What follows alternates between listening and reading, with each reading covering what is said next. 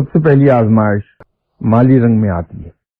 بعض کا ناقابل تصور ہو جاتا ہے وہ فائنینشیل کرنچ جس میں سے اسے گزرنا پڑتا ہے کہ ایک بڑی اکثریت اسی پہلی سٹیج سے ہی دوڑ جاتی ہے اور پھر واپس دنیا کی طرف پلٹ جاتی ہے. اور جو خوش نصیب اس میں سے کامیابی کے ساتھ نکلا تو پھر اگلی سٹیج پر ایک دوسری چیز بھی اس کے ساتھ شامل ہو جاتی ہے. مالی کرنچ تو چل ہی رہا ہوتا ہے، وہ یہ ہوتی ہے کہ گھر کا سکون برباد ہو جاتا ہے اور اکثر اوقات طلاق تک نوبت چلی جاتی ہے.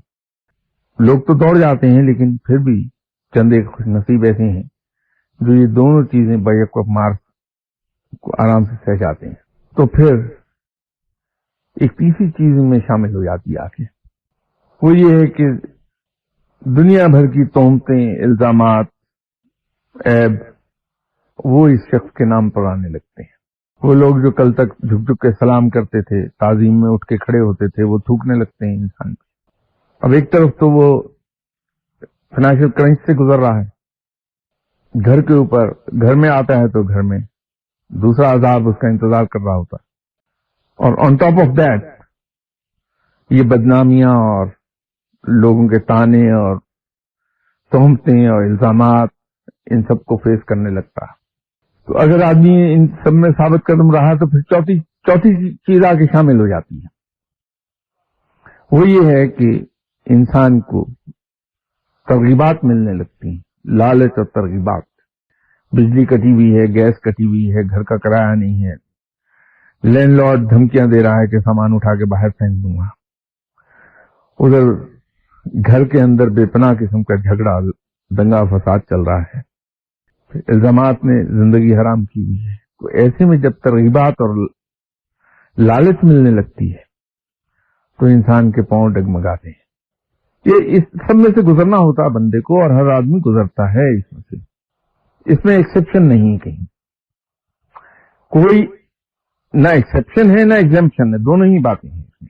تو اگر کوئی گزر گیا اس میں سے تو نارملی یہ 6-7 سال کا 8 سال کا پیریڈ ہوتا ہے. بٹ اٹ ڈپینڈس کہ کون آدمی اس کو سہ رہا ہے.